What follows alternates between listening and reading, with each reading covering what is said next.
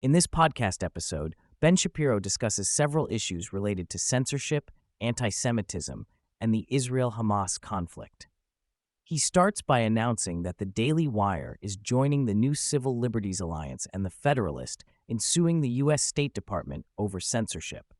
According to Shapiro, the State Department is funding the development, testing, and marketing of censorship technology used to suppress First Amendment-protected activity by conservative media outlets like the Daily Wire.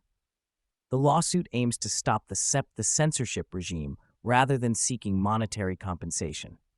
Shapiro then delves into the issue of anti-Semitism on college campuses, highlighting instances of anti-Semitic behavior and rhetoric at universities such as New York University and the University of Pennsylvania.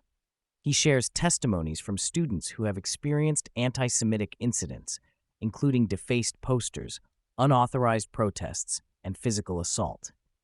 Shapiro criticizes the university president's responses during a congressional hearing where they were questioned about the rise of anti-Semitism on their campuses.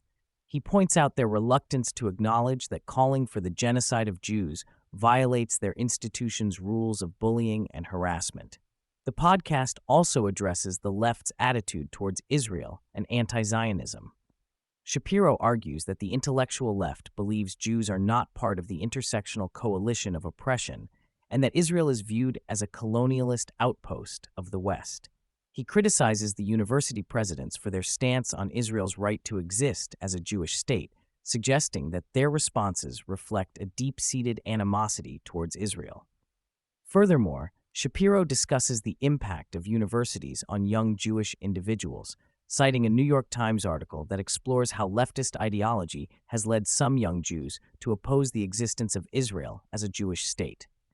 He emphasizes the need for parents to reconsider sending their children to universities and for businesses to reevaluate their hiring practices, advocating for alternatives to the traditional university route. Shapiro also highlights the anti-Semitic sentiments expressed by some members of Congress and the media's biased coverage of the situation.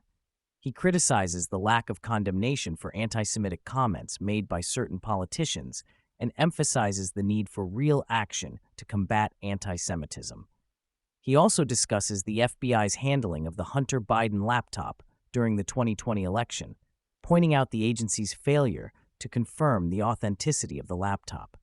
Shapiro questions the FBI's decision to withhold information about the laptop and its potential impact on the election, suggesting that the agency's actions may have been politically motivated.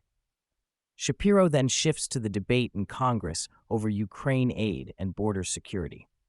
He highlights the Republicans' demand for border security measures to be included in the emergency spending bill and the Democrats' reluctance to agree to these measures.